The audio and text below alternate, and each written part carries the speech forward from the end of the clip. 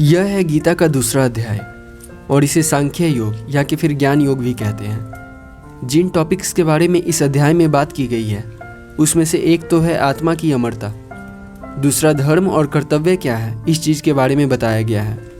तीसरी चीज़ जो बताई गई है वह है मूल स्वभाव के अनुसार व्यक्ति का धर्म और उसका कर्तव्य क्या होता है। तीसरी चीज़ जो समझाई गई है वह है कि कर्मयोग क्या होता है।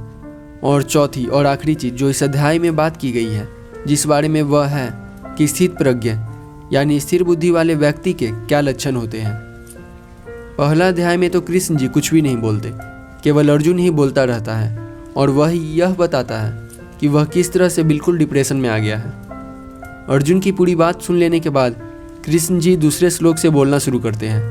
अब कृष्ण जी बोलना शुरू करते हैं कि इस विषम अवसर पर तुम्हें यह अज्ञान कहाँ से प्राप्त हुआ। अब विषम अवसर का क्या मतलब है? विषम अवसर से मतलब यह है कि देखो दोनों तरफ अब सेनाएं आके खड़ी हो गई और अब तुम कह रहे हो कि मैं अपने सगे संबंधियों से युद्ध नहीं करूँगा। अब विषम परिस्थिति इस तरह से है कि जब हम लोग युद्ध की तैयारी कर रहे थे तब तुम्हें नहीं मालूम था क्या कि तुम्हारे सगे संबंधियों से ही तुम्हें युद्ध करना पड़ेगा। और जिस समय दुर्योधन ने कहा था कि बिना युद्ध के सुई की नोक जितनी भूमि भी नहीं देगा, अगर उस समय हम यह चीज़ कहते कि चलो ठीक है तुम कुछ नहीं दे रहे हो, तुम हमें राज नहीं दे रहे हैं, तो ठीक है हम प्रजा बनकर ही रहेंगे। अगर उस वक्त हम यह चीज़ बोलते तो उस वक्त तो यह चीज़ त्याग की श्रेणी में आ जाती। पर अब अगर हम युद्ध से पीछे हटे तो पूरी दुनिया अर्जुन तुम्हें नपुंसक और कायर कहेगी। अर्जुन बोलता है पर फिर भी भूमि के एक छोटे से टुकड़े के लिए अपने सगे संबंधियों को मारना कहाँ तक उचित है? क्या ये सही बात है? और अर्जुन साथ ही साथ यह भी बताता है कि माधव जिन लोगों को आपने मारा था वह तो वाकई में दुष्ट थे, पर यह सभी तो मेरे सगे संबंधी हैं। यह भीष्म पितामह, ये द्रोणाचार्य, यह सभी मेरे लिए पूजनीय हैं। इनको मारने की बजाय मैं भीख मांग के गुजारा करना ज़्यादा पसंद करूँगा। इन लोगों को अगर मैं मार भी देता हूँ तो मैं उसके बाद खुद भी जीना नहीं चाहता और आप कह रहे हैं युद्ध करो। अब इस चीज़ की वजह से मेरा दिमाग जो है बिल्कुल भ्रमित हो गया है, बिल्कुल समझ में ही नहीं आ रहा कि क्या करना चाहिए।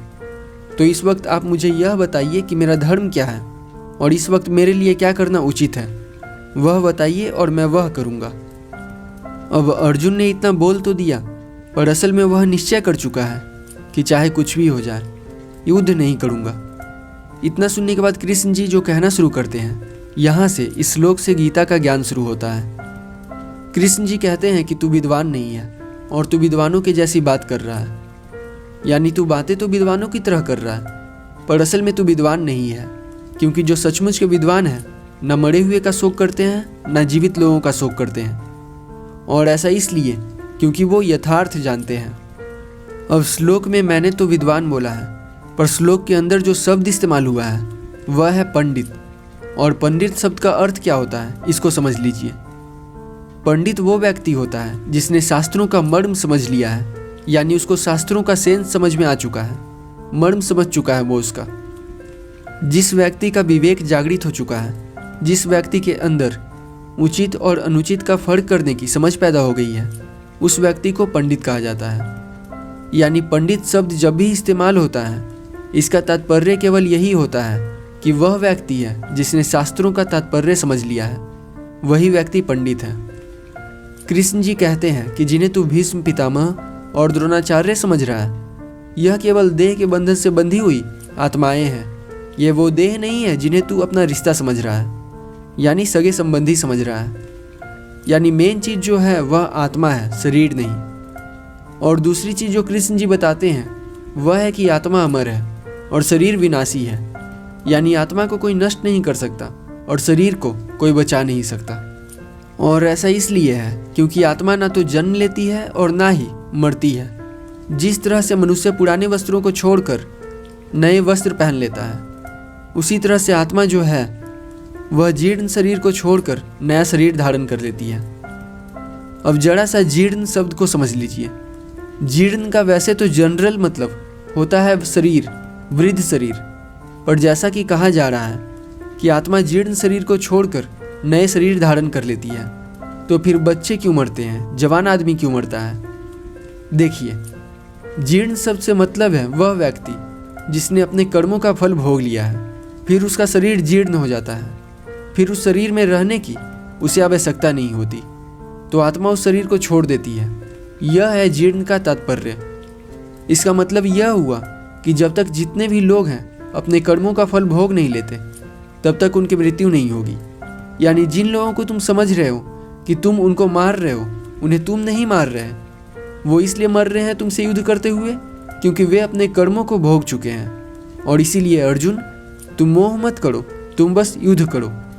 और ऐसा इसलिए भी करो क्योंकि तुम्हारा धर्म है। तुम्हारा धर्म जो है युद्ध करना, और जो अपने धर्म का पालन नहीं करता उसका बड़ा अपयश होता है, बड़ी बदनामी होती है उसकी। और यह जो अपयश है, जो बदनामी है, अब कीर्ति जिसे कहते हैं, यह मृत्यु से भी बेकार है, मृत्यु से भी बदतर है।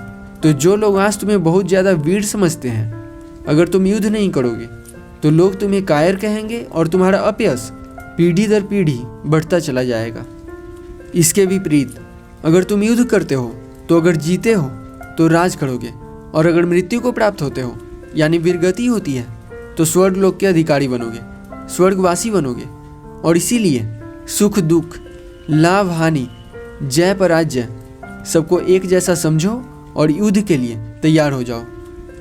अब यहाँ पर कृष्ण जी ने धर्म समझाया है, थोड़ा सा इसको भी मैं एक्सप्लेन कर देता हूँ ताकि सभी को आसानी से समझ में आ जाए। देखिए, यहाँ पर धर्म से अर्थ रिलीजन नहीं है, धर्म से अर्थ है कर्तव्य नियमों का पालन करना। यह चीज़ धर्म कही गई है। जो भी एक व्यक्ति का कार्य है वही उसका धर्म है। एक सवाल करता हूँ आपसे, आप क्या हो? मान लेते हैं आप एक स्टूडेंट हो, तो आपका कार्य क्या है? आपका कार्य है पढ़ाई करना। जो कार्य है वही कर्तव्य है, और जो कर्तव्य है वही धर्म है। यानी एक स्टूडेंट का धर्म पढ़ाई करना है। क्यों? क्योंकि यही उसका कर्तव्य है।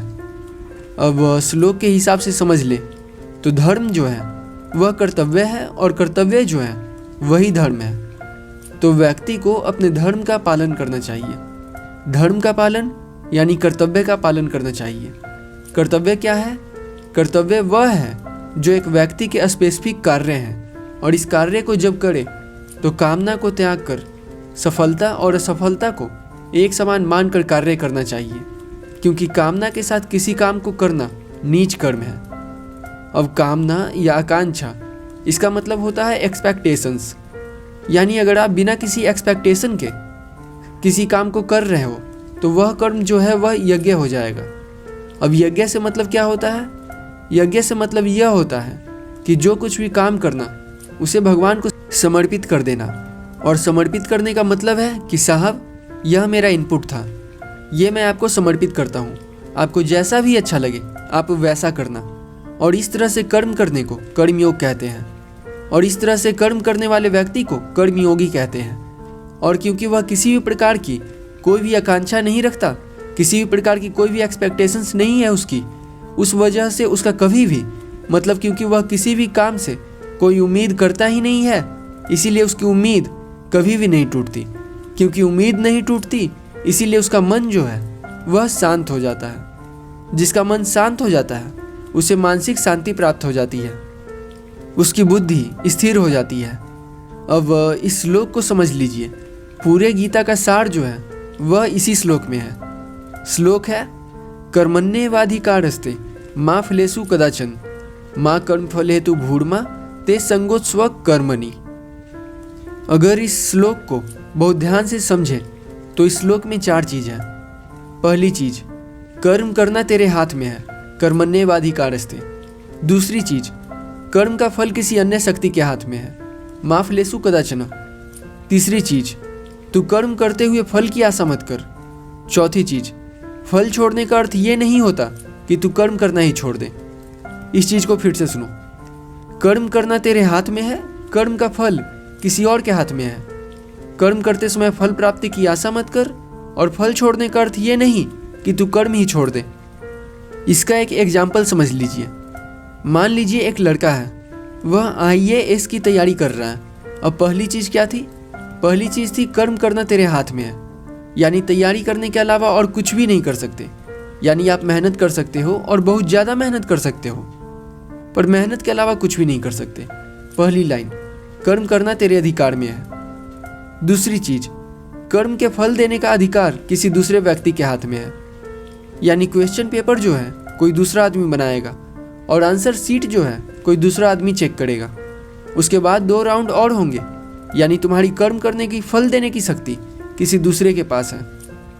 तीसरी चीज, कर्म करते समय फल प्राप्ति की इच्छा मत करो। मान लेते हैं यह लड़के का चौथा अटेम्प्ट था आईएएस एग्जाम का और उसने बहुत ही अच्छे तरीके से तैयारी करी थी, पर यह भी तो हो सकता है कि किसी दूसरे व्यक्ति ने, जो कि आईएएस की एग्जाम की तैयारी कर रहा था, उसने और भी अच्छे तरीके से तैयारी करी हुई थी। यानी जिसकी तैयारी ज़्यादा अच्छी होगी उसी का तो सिलेक्शन होगा। इसीलिए तुम फल प्राप्ति की इच्छा मत करो, क्योंकि तुम फल प्राप्ति की इच्छा करोगे तो ऐसा हो सकता है कि तुम्हें बहुत ज़्यादा निराशा मिले। चौथी चीज, फल प्राप्ति की आशा नहीं रखने का ये मतलब नहीं होता कि तू कर्म करना ही छोड़ दे। सारी चीज़ें होंगी। एक से बढ़कर एक बेहतरीन स्टूडेंट एग्जाम में बैठेंगे जिन्होंने अपने सब्जेक्ट को पानी की तरह पी लिया है। उनसे आगे बढ़ने के लिए तुम्हें उनसे ज़्यादा मेहनत करनी होगी। आईएएस का एग्ज़ाम बहुत कठिन होता है, पर इसका मतलब यह नहीं कि आईएएस का एग्ज़ाम की तैयारी ही नहीं की जाए। दूसरा अध्याय समाप्त होता है।